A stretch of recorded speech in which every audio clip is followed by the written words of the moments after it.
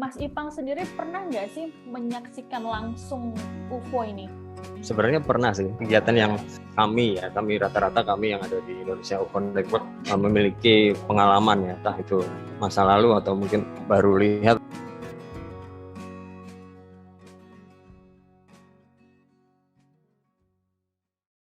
Halo Tribuners, selamat datang di On Cam Every Night bersama Siska Mawaski di sini. Nah, Tribuners, edisi kali ini agak beda nih, karena biasanya kita tuh suka bahas musisi, penyanyi, atau artis, atau mungkin pengusaha. Kali ini kita bahas hal yang lain nih. Hal lainnya tuh soal makhluk asing nih, di luar angkasa, UFO nih. Nah, seperti apa sih pembahasan soal UFO ini? Nah, kita akan ngobrol-ngobrol dengan pendiri dari Indonesia UFO Network, ada Mas Ipang di sana. Halo Mas Ipang. Halo, selamat siang Mbak Siska. Halo Mas Ipang, apa kabar? Halo, selamat siang Mbak Siska. Baik. Baik, ini Apa Mas kabar? Ipang dari Indonesia UFO Network. Ini Iya. Mas Ipang sebagai pendiri ya berarti ya? Sebenarnya co-founder sih. Pendirinya ada beberapa, ada Mas Mensa, ada Pak Nur Agustinus. Ya, saya cuma bantu-bantu. Cuma bantu-bantu. Kurang lebih begitu. Oke, pertama kali yang ditanyakan mungkin adalah Indonesia UFO Network ini apa sih, Mas? Ya, Indonesia UFO Network ini sebetulnya platform ya, open platform. Jadi Indonesia UFO Network kita deklarasikan sebagai platform lintas komunitas dan institusi yang aktif melakukan riset, kurang lebih seperti itu. Jadi untuk pembelajaran, pertukaran informasi untuk masyarakat secara umum, kita mengadakan berbagai workshop, misal seperti kemarin kita bikin UFO Festival, kita bikin workshop untuk anak-anak sekolah membuat wayang, kurang lebih seperti itu, untuk mendorong minat mereka ke topik space science. Oke, nah untuk Indonesia UFO Network ini didirikan sejak kapan sih, Mas? Indonesia UFO Network ini kita bentuk pertama kali sebenarnya pada 3 Mei 2019 ya. Itu kita mengadakan kegiatan konferensi kecil-kecilan ya. Iun pertama itu bertempat di Honflab ya. Honf itu organisasinya Mas Benza. Waktu itu dihadiri oleh sekitar 11 komunitas institusi ya, itu jadi cikal bakal untuk kita mengumpulkan komunitas dan institusi yang memiliki interest tentang astronomi, space science ya. Benang merahnya ini UFO gitu kan, benang merahnya. Nah, jadi saat itu pertama kalinya. Lalu yang kedua pada pertemuan kedua, konferensi kedua itu kita bertemu di acara SETI Conference 4 di Yogyakarta, itu di IFILIP. Nah, di situ kita sekaligus mendeklarasikan Hari UFO Nasional ya. Itu didukung oleh sekitar kurang lebih 28 komunitas lah. Oh, jadi ini Indonesia UFO Network ini adalah wadah untuk komunitas-komunitas terkait dengan UFO gitu ya, Mas ya? Iya, kurang lebih seperti itu. Kenapa kita milih kata UFO itu karena UFO ini sebenarnya satu ruang yang masih abu-abu ya, masih misteri ya. Di situ sangat menarik karena misterinya masih banyak, menjadi pop culture di berbagai tempat, mungkin termasuk Indonesia ya, termasuk Indonesia. Alasan besarnya ya karena peradaban manusia di planet bumi ini kita masih kurang lah teknologi yang mumpuni untuk mengetahui semua fenomena atau misteri yang ada di alam semesta ini. Jadi untuk pembahasannya juga nggak melulu soal UFO atau hanya UFO aja nih? Enggak sebatas UFO. Kita ada teman-teman dari komunitas budaya juga ada, teman-teman astronomi juga ada, teman-teman dari kalau 8 itu sekarang perwakilan BRIN juga ada. Lalu budaya Jawa seperti tulisan kuno Jawa itu juga ada, kita teman-teman spiritual juga ada. Jadi beragam. Kok bisa beragam? Ini kan kalau misalnya kita orang awam ya, ahli spiritual, terus gabung dengan komunitas UFO. Ini nyambungnya di mana nih, Mas? Ya, memang masing-masing komunitas ini mereka latar belakangnya beda-beda. Mereka punya sejarah sendiri dalam dunia per-UFO-an. Mereka mungkin masing-masing anggota atau di dalamnya itu mulai memiliki pengalaman sendiri mungkin terkait UFO itu. Tapi kan kita tahu sendiri stigmanya itu kan sangat besar sehingga banyak orang yang hanya diam-diam membicarakannya, nggak berani sampai terekspos atau melakukan pelaporan atau kurang lebih seperti itu. Ya kita kebetulan mulai mempunyai banyak relasi, mempunyai banyak jaringan yang kita bisa mengumpulkan teman-teman itu semua yang memiliki perspektif dan sudut pandang yang berbeda-beda ya. Jadi mungkin nggak hanya dari sains, mungkin dari paranormal, mungkin dari spiritual, kurang lebih seperti itu. Jadi sebenarnya bukan tempat untuk mencari UFO sih, atau tempat untuk mencari kebenaran tentang UFO atau itu seperti apa. Sebenarnya nggak, kita sendiri masih belajar mempelajari dan mengikuti perkembangan yang ada di luar, mungkin khususnya di Amerika ya. Kurang lebih seperti itu sih, Mbak. Jadi latar belakangnya ya kita mewadahi semua komunitas dengan berbagai latar belakang, keilmuan yang aktif melakukan riset, workshop. Seperti kemarin kita melakukan UFO Festival kan di Jogja itu pada tanggal 16 sampai 30 Juli itu, ya itu cukup antusiasnya cukup bagus dari masyarakat. Kalau UFO Festival itu berarti isinya soal apa aja nih, Mas? Kita kemarin Mas Wensa ya membuat banyak pagelaran kita mix dengan pagelaran seni untuk waktu di Tempeng Menoreh itu memancarkan suara dibantu dengan alat-alatnya Mas Wensa, lalu dipancarkan menggunakan alat yang sudah didesain khusus ya untuk dipancarkan ke luar angkasa. Lalu ada pagelaran wayang juga, pagelaran wayang dari teman-teman Wayang Merdeka membuat workshop wayang yang dihadiri oleh anak-anak. Jadi dari bahannya itu dari bahan-bahan recycle gitu kan. Mereka punya kegiatan positif yang mendorong imajinasi atau fantasi mereka tentang science fiction, kurang lebih seperti science fiction atau space science. Jadi kita saat ini sebenarnya masih sangat menurun ya untuk anak-anak ini. Mereka memiliki pengaruh-pengaruh itu karena kita tahu sendiri tontonan kita sekarang nggak sama seperti dulu. Dulu kita masih banyak film-film science fiction ya. Sekarang kartun-kartun ya mungkin lebih. Sekarang kan udah banyak sinetron seperti itulah. Kita ngomongin soal UFO nih. Ini UFO di masyarakat tuh identik dengan piring terbang dan juga alien. Nah, apakah sebenarnya UFO itu memang seperti itu atau ada penjelasan lain nih, Mas? UFO ya, piring terbang itu mungkin saya nggak perlu cerita lagi soal kejadian Roswell atau Kenneth Arnold ya, itu mungkin udah sering kita dengar. Memang awalnya piring terbang dari situ, tapi sebenarnya untuk laporan-laporan yang sudah ada selama ini itu sebenarnya bentuknya nggak hanya berbentuk piring terbang, tapi bermacam-macam sih. Kalau dari laporan yang di Project Blue Book atau dari NUFOC di Amerika itu bentuk kategori bentuk UFO-nya itu bermacam-macam, ada bentuk silinder, ada bentuk orb, bentuk kubus, beraneka ragam lah. Nah, terlebih yang kemarin diakui Pentagon sebagai video yang benar-benar asli rekaman dari pilot militer mereka, itu bentuknya sebenarnya familiar dengan bentuk-bentuk yang lama.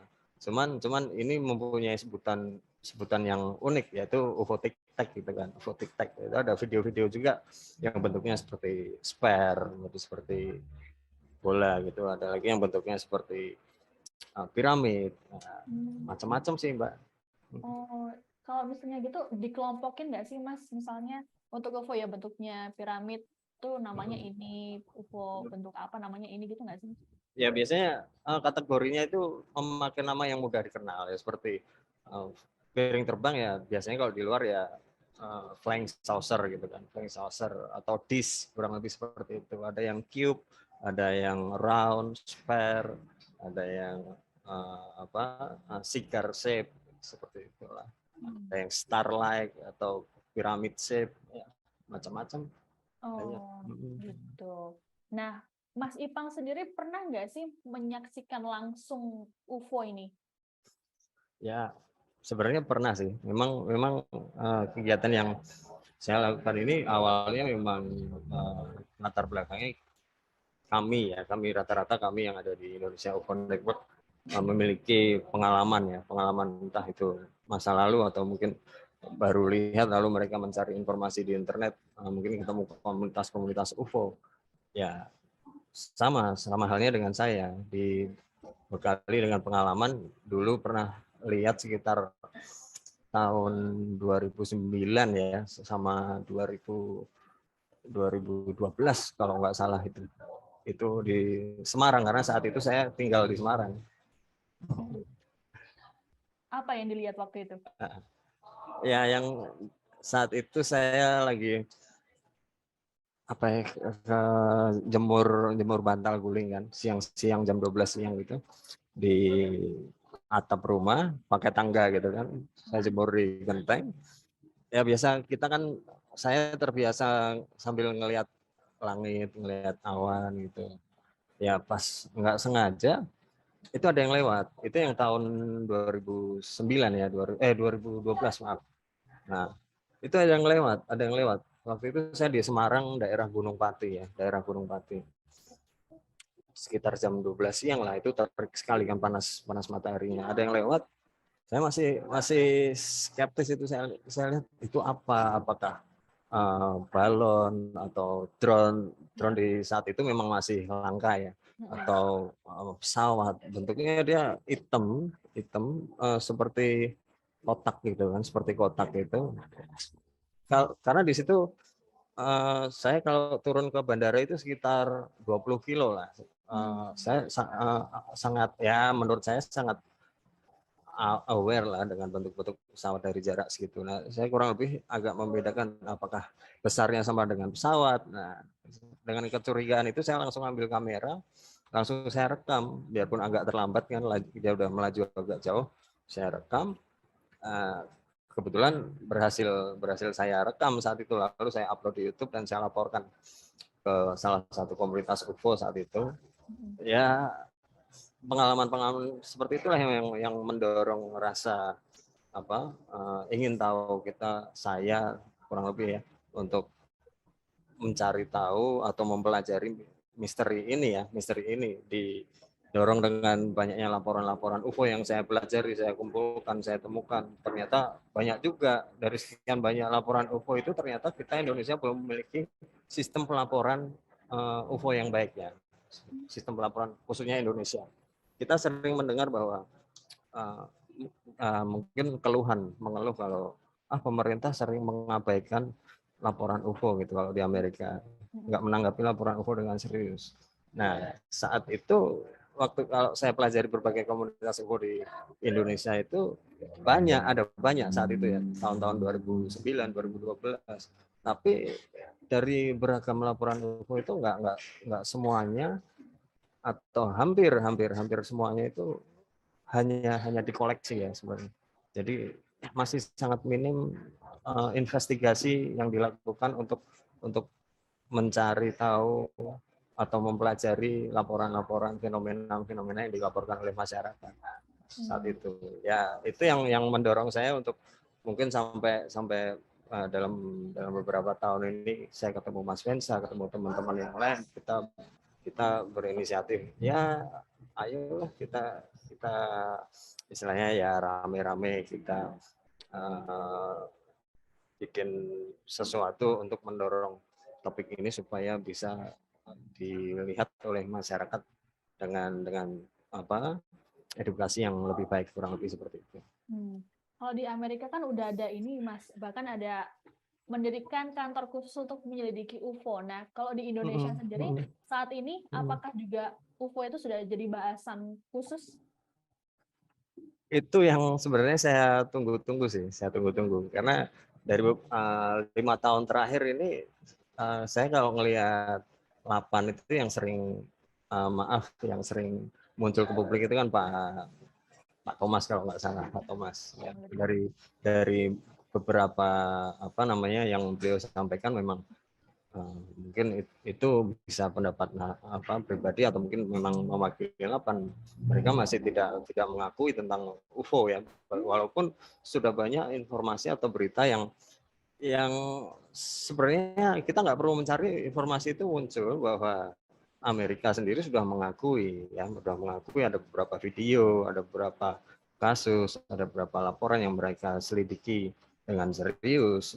Bahkan sampai akhir-akhir ini NASA melakukan studi independen untuk menyelidiki UFO ini ya, mengikuti dengan sebelumnya ada public hearing, dengar pendapat publik, lalu ada juga dengan laporan UFO Pentagon, dan banyak ilmuwan-ilmuwan yang sebelumnya memang skeptis, mereka sendiri terdorong atas dasar selama 70 tahun ini dalam sikresi gitu, dalam seperti ditutup-tutupi. Ini mungkin sudah waktunya dengan banyak pihak yang maju, kita harus melakukan sebuah pekerjaan untuk mencari data-data yang lebih baik untuk mempelajari fenomena ini. Oh, jadi di Indonesia sendiri masih skeptis ya soal UFO, alien gitu-gitu ya? Iya, ya menurut saya seperti itu sih.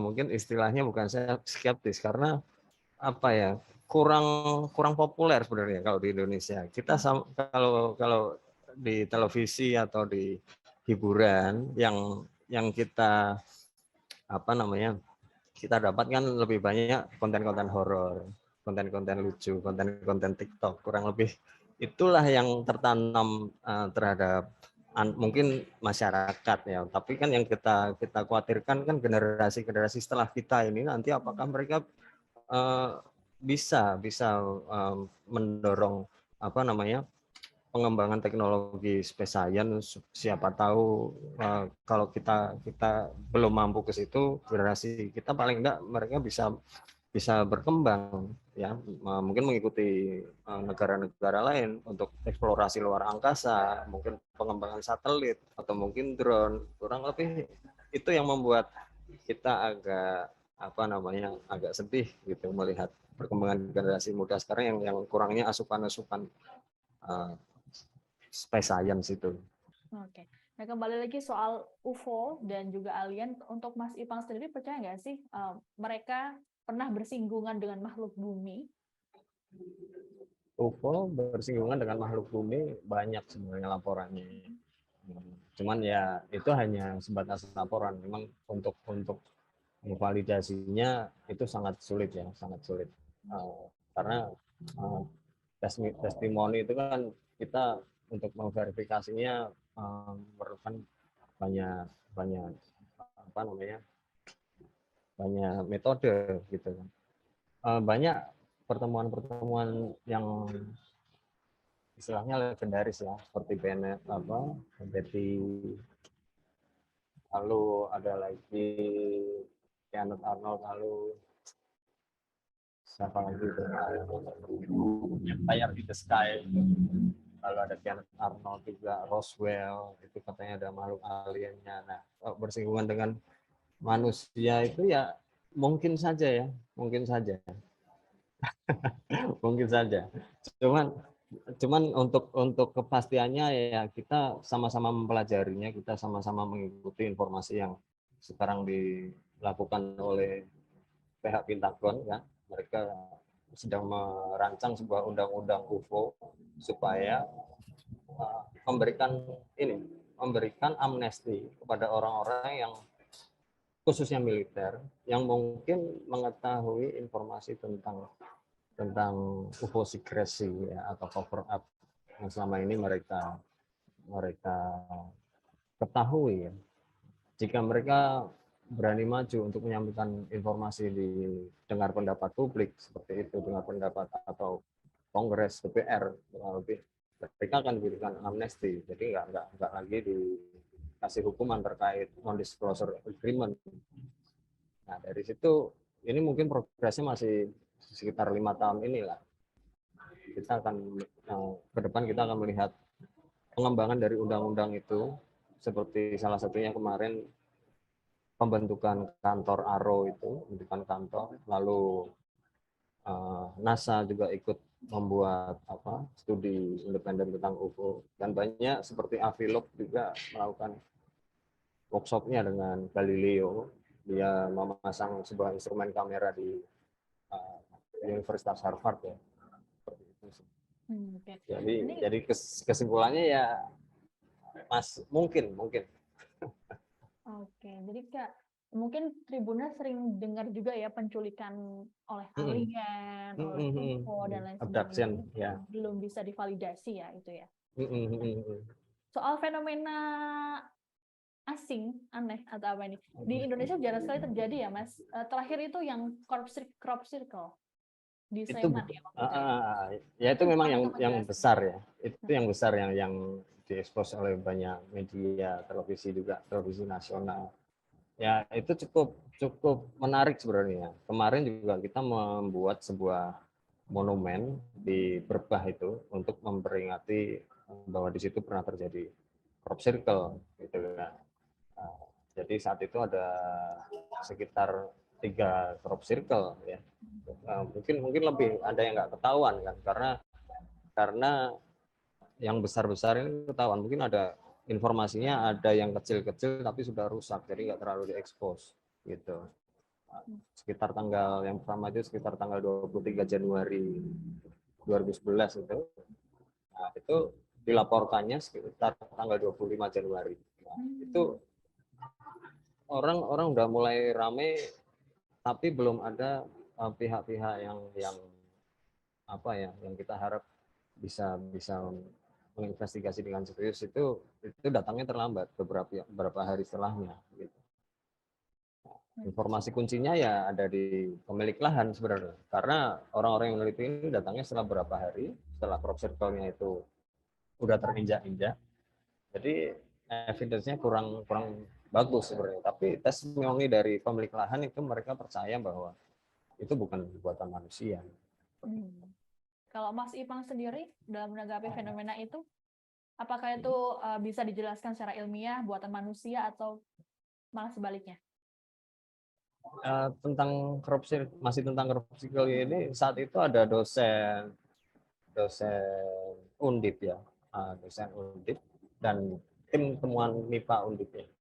Itu mereka melakukan penelitian yang tergabung dalam unit penelitian pengembangan dan penerapan sains dan teknologi. Mereka melakukan survei lapangan di hari ketiga dan ketujuh. Jadi tanah dan tanamannya itu dicek di laboratorium dengan peralatan yang standar ilmiah ya, yang bisa mengungkap sampai dengan skala nano seperti scanning elektron, mikroskop, gitu, identifikasi unsur dan lainnya. Mereka menemukan hampir semua padi yang rebah itu mengalami pembengkokan pada bonggol padinya.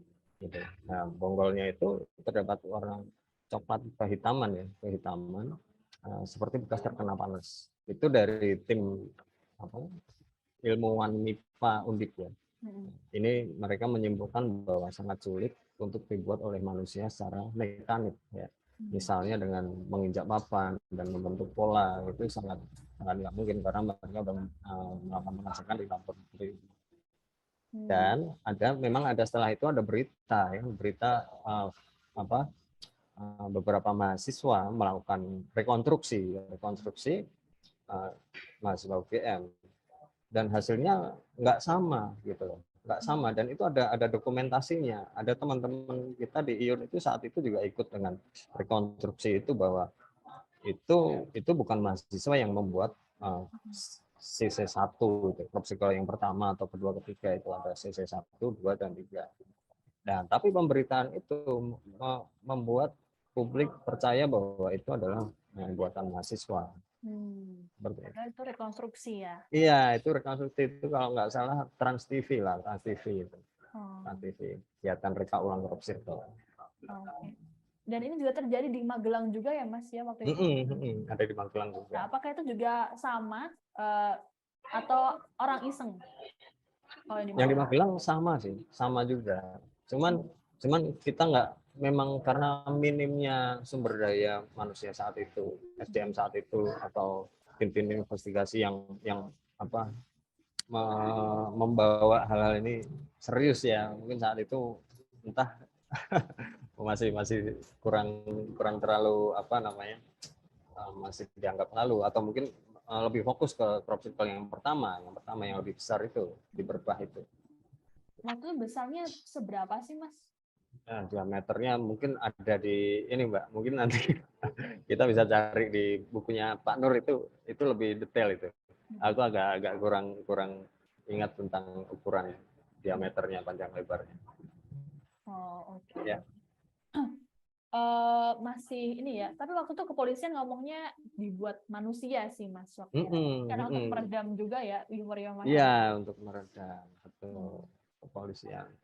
Saya Nah, ini waktu 2021 itu, waktu peringatan 10 tahunnya crop circle, saya silaturahmi ke beberapa pemilik lahan ya, untuk ingin mengetahui ya kan, mengetahui apakah testimoninya masih sama, dan ternyata masih sama. Mereka masih apa, bahwa ini dulu bukan buatan manusia, nggak mungkin, karena kalau manusia Mas bisa lihat itu seperti itu sore-sore orang pakai senter pun kelihatan, pasti kelihatan kayak gitu. Apalagi besarnya seperti itu dilakukan oleh beberapa orang, pasti akan memancing perhatian publik. Tapi ini nggak ada, saat itu nggak ada sama sekali. Masih terjadi secara sekejap, tiba-tiba sekitar jam 5 pagi ada putranya itu yang ke sawah, melihat kok sawahnya rusak, dikira dirusak oleh binatang atau apa, lalu pemilik lahan yang lain juga, oh ini punya aku juga, jadi kan ada petak-petak,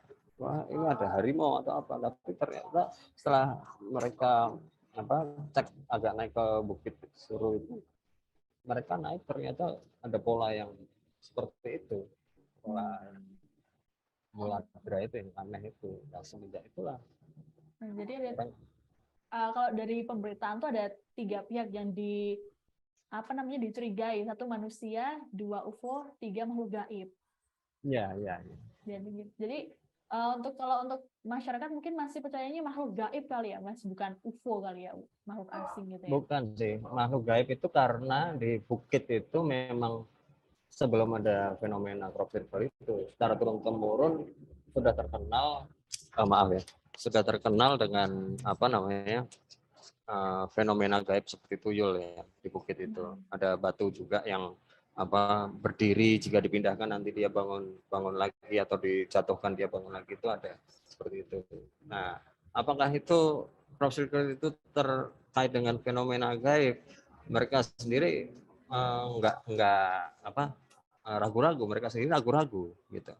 Ragu-ragu, maksudnya bukan ke gaibnya, tapi mungkin dari luar angkasa, mungkin seperti itu. Saya ada bikin saat itu rekaman interview saya dengan salah satu pemilik lahan, saya upload di YouTube. Oke. Tapi kalau misalnya crop circle-nya dibuat oleh angin gitu, apakah memungkinkan, Mas? Oleh angin itu ada teori yang seperti itu ya, dari tim MIPA juga, seperti angin vulkan itu. Mereka mengajukan teori seperti itu juga. Karena kan kita nggak bisa mengklaim ini angin, ini apa, tapi kita membuat beberapa hipotesa dari temuan-temuan yang mereka lakukan di laboratorium. Kalau Mas Ipang sendiri percayanya adalah dibuat oleh? Menurut saya itu ya bukan manusia sih, mungkin memang UFO sih. Kita juga sampai saat ini masih berusaha mencari informasi apabila ada masyarakat yang saat itu ingat, apakah ada detail-detail yang mungkin belum pernah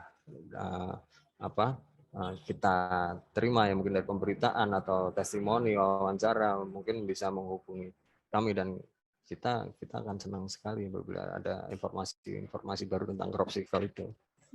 Oke. Tapi untuk fenomena-fenomena seperti ini kalau di Indonesia jarang terjadi ya, Mas ya, malah seringnya di luar negeri. Nah, itu apakah karena pengaruh mungkin ada tapi tidak dipublikasikan? Ya, setuju sekali sih, Mbak. Memang satu ya mungkin karena orang nggak terlalu di sini, mungkin nggak terlalu untuk melihat langit aja mungkin udah nggak punya waktu ya. ngelihat langit atau mungkin ngelihat sawah dari bukit. Lebih seperti itu ya. Kita lebih lebih perhatiannya habis waktu di gadget atau mungkin untuk bekerja, untuk besok makan apa, kurang lebih seperti itu. Sama mungkin budaya pop culture-nya ya, pop culture-nya yang tadi saya sebutkan bahwa di sini mungkin kita lebih sering asupi dengan konten-konten horor, konten-konten lucu, konten-konten parodi. Jadi ya jika masuk informasi atau mungkin ada masyarakat yang melihat, mereka sendiri mau cerita mungkin takut diketawain atau takut diguyonin ya, kira-kira seperti itu sih. Agak itu sulitnya sih. Topik ini juga kurang disorot karena perbedaan kondisi sosial budayanya dengan negara lain, misal di Amerika ya, khususnya ya. Di negara maju seperti Amerika ini informasinya udah tentang sensor, radar, satelit atau penemuan-penemuan luar angkasa, ada penemuan-penemuan senjata baru.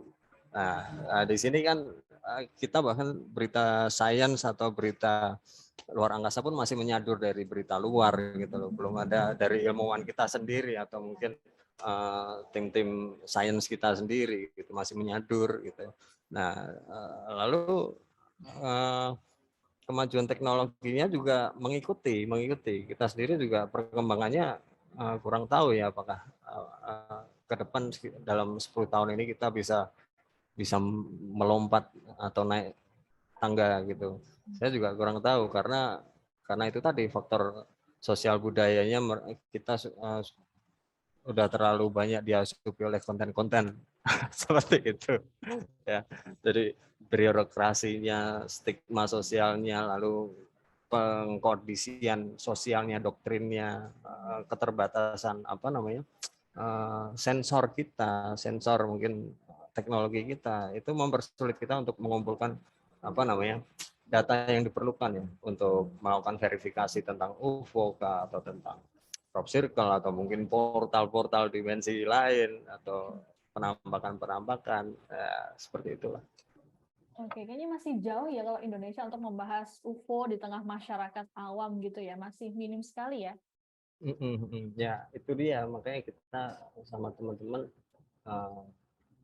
melakukan begitu banyak edukasi mungkin ke berbagai kota atau mungkin online daring ya, untuk menjangkau masyarakat atau teman-teman komunitas yang suka dengan UFO atau space science atau mungkin space science fiction gitu. Kita berdiskusi, kita ada yang melakukan webinar juga dengan berbagai informasi yang menarik yang itu bisa mendorong minat mereka untuk aware ya dengan topik-topik UFO ini yang kita sendiri mungkin jika mengikuti berita, banyaklah berita tentang UFO atau UAP ini dalam 3 tahun terakhir. Baru-baru ini kan juga terjadi penampakan UFO nih di Ukraina. Nah, gimana nih tanggapannya Mas Ipang? Ya itu menarik juga sih, menarik. Sebenarnya laporan tersebut itu kan makalah pracetak yang didefinisikan sebagai versi manuskrip ilmiah yang diposting di server publik. Jadi itu di-upload sebelum ada tinjauan sejawat ya. Jadi sebelum ada istilahnya peer review gitu. Itu masih pracetak. Jadi ini maksudnya laporan itu di luar, bahwa di situ kan di berita-berita kan bahwa itu ada hubungannya dengan NASA dan Pentagon. Nah, sebelum ada ini memang NASA dan Pentagon sudah menyelidiki fenomena di atmosfer tentang UAP atau UFO ini. Nah, makalah itu sendiri nggak menyebutkan tentang tentang peperangan ya di makalah itu, di jurnal itu, yang di arsip itu. Mereka membagi fenomena ini dengan dua kategori itu, kalau nggak salah kosmik dan phantom ya. Kosmik itu dia yang bercahaya lebih terang dari latar belakangnya. Kalau yang phantom itu dia lebih gelap seperti menyerap cahaya. Ya, kita atau saya ya nggak bisa menyimpulkan atau berpendapat apa-apa. Memang kita patut mencurigai bahwa ada hubungannya dengan apa instrumen militer seperti rudal atau drone, karena di sana memang masih dalam peperangan kan dalam beberapa bulan ini sejak Februari. Cuman ya perlu menunggu informasi yang tersedia yang lebih banyak, karena ini masih beberapa hari dan jurnalnya itu baru diupload sekitar 23 Agustus kalau nggak salah. Oke. Jadi untuk UFO ini masih abu-abu ya. Untuk Mas Ipang sendiri tidak langsung menyatakan ya memang ada UFO, tapi menunggu validasi gitu ya. Ya, kalau bagi saya pribadi UFO ini memang nyata sih, nyata ya.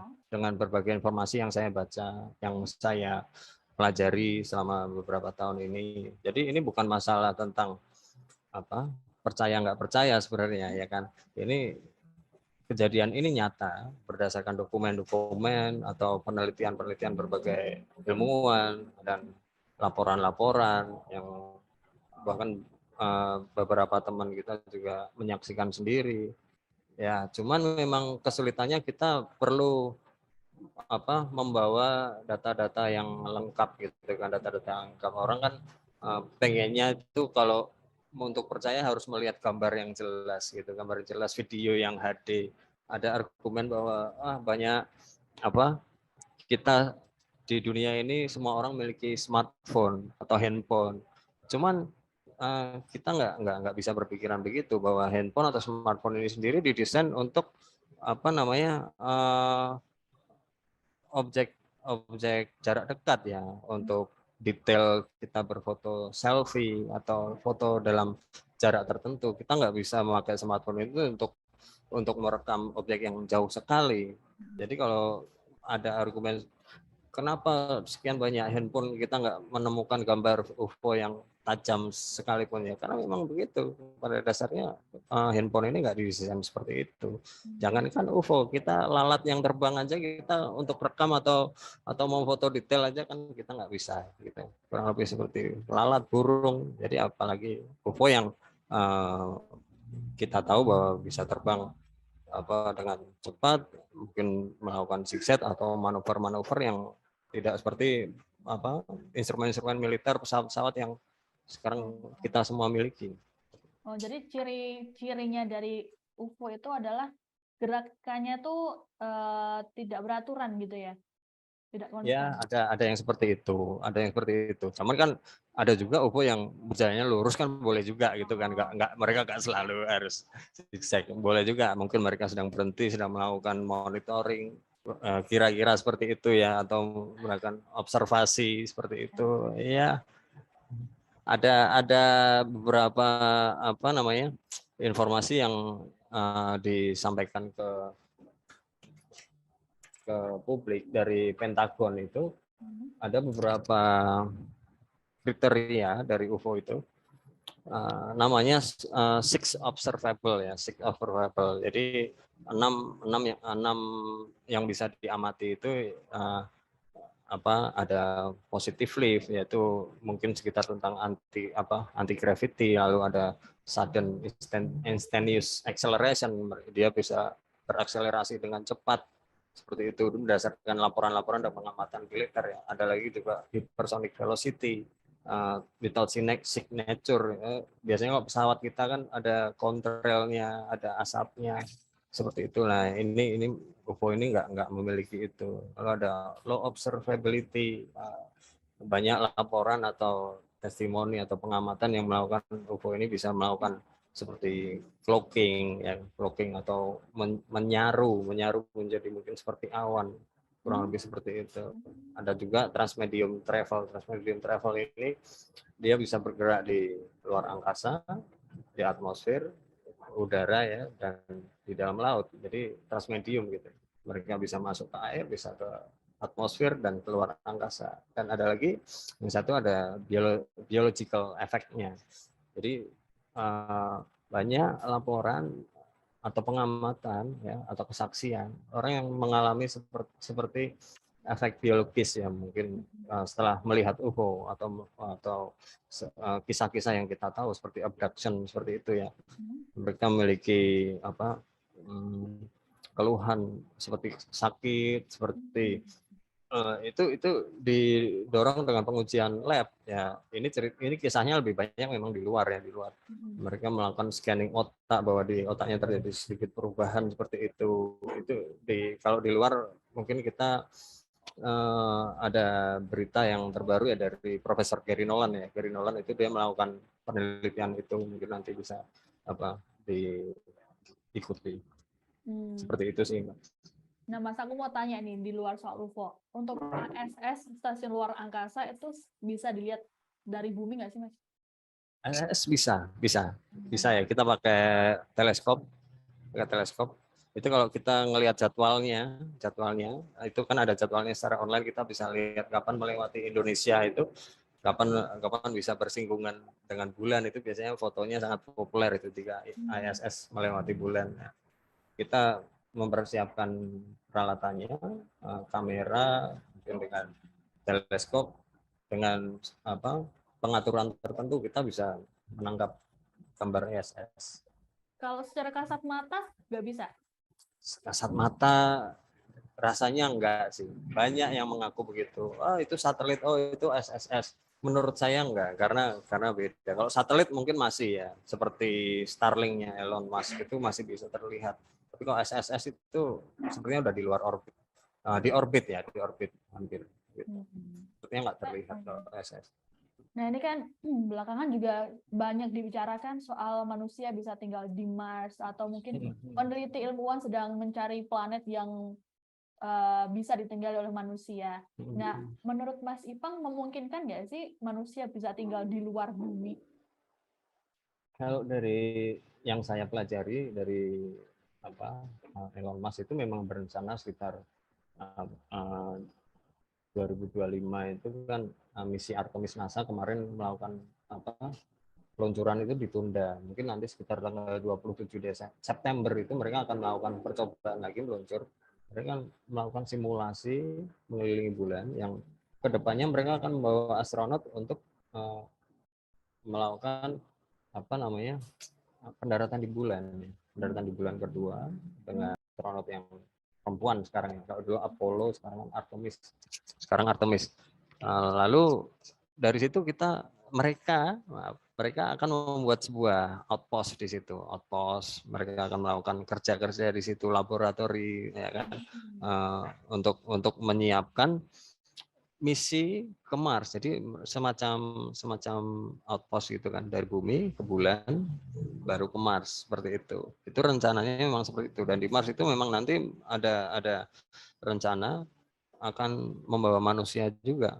Ada juga pariwisata ke Mars itu juga pernah ada beritanya seperti itu, untuk siapa manusia yang akan mau terbang ke Mars atau hidup di Mars. Tentu saja mungkin nggak ada trip kembalinya, hanya berangkat aja tinggal di sana. Ya, saya percaya sih, memungkinkan sih, bukan percaya ya, memungkinkan sih menurut simulasi seperti mungkin cocoknya Mas Vensa yang menjelaskan ya. Mas Vensa itu kan pernah ikut simulasi pelatihan hidup di Mars ya kan. Itu timnya kan nggak cuma satu. Jadi misal timnya Mas Vensa nanti selesai periodenya, nanti tim yang lain melakukan simulasi juga. Dari berbagai tim yang melakukan simulasi itu, datanya itu nanti kan kita pakai apa saja permasalahan yang bisa kita selesaikan apabila kita melakukan kehidupan di Mars gitu ya kan. Jangankan di Mars, kita di kamar sendiri selama seminggu, berbulan-bulan saja mungkin bisa stres ya kan, sendiri. Nah, apalagi kalau sampai ke Mars yang kita mungkin pendukungnya sangat minim ya, tinggal dengan beberapa orang kita bisa stres, bisa marah-marah, bisa berantem, ya kan? Belum makanannya berebut oksigen, berebut makan, ya. Kira-kira simulasinya mempelajari tentang itu, banyak aspek seperti itu. Oke. Butuh hal yang harus diperhatikan ya untuk pindah Mm-mm. dari bumi yang Iya, sedang iya. ini. Itu pentingnya simulasi itu. Makanya Mas Mensa juga ada project lagi membuat VMARS ya. VMARS itu Mas Mensa akan membuat sebuah simulasi hidup di Mars, cuman di Indonesia. Rencananya kemarin 2021, cuman kan karena pandemi 2022.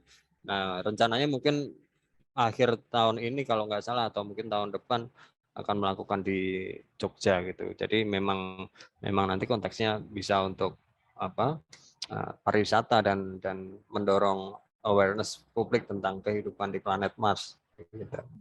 Oke, sangat menarik ya ini membahas soal sains, terutama soal luar angkasa ya, tentang semesta, alam semesta di Jagat Raya ini. Nah, Mas Ipang, kalau misalnya orang-orang Tribuners penonton di rumah pengen gabung dengan komunitasnya Mas Ipang, bisa nggak sih Mas? Ada syarat khususnya nggak sih?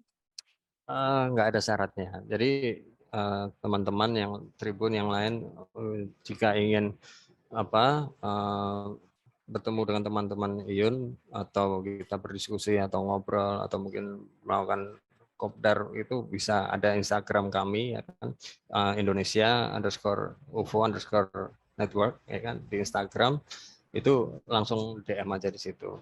Nah, di situ kita memang nggak punya WA grup khusus sih, nggak WA grup khusus, tapi kita lebih senang kalau kita bisa ketemu offline, bertemu tatap muka, berdiskusi seperti itu, daripada sekedar base-nya di mana nih pertama? Ya di Jawa Tengah, saya di Solo, ada Mas Mensa di Jogja, ada juga Mas Aris di Temanggung, Semarang, banyak teman-teman kita. Khusus mungkin lebih di Jogja ya, Jogja lebih mudah.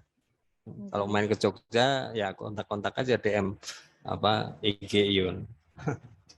Sekalian ya kalau misalnya lagi wisata ke Jawa Tengah, ke DIY Jateng, bisa mungkin kopdar-kopdar ya dengan Indonesia UFO Network. Mungkin kita bisa eksperimen yang dilakukan ya Mas ya?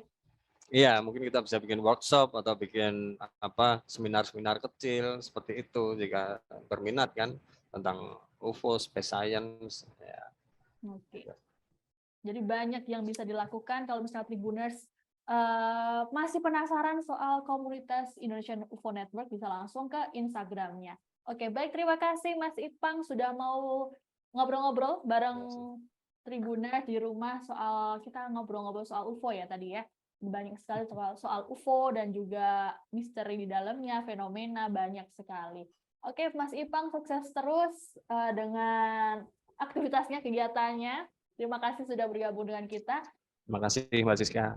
Ya, Tribuners, demikian OnCam Afrinet kali ini. Jangan lupa untuk saksikan OnCam Afrinet berikutnya hanya di kanal YouTube Tribun News. Saya Siska Mawaski dan juga Mas Ipang pamit undur diri. Terima kasih dan sampai jumpa. Terima kasih sudah nonton. Jangan lupa like, subscribe, dan share ya.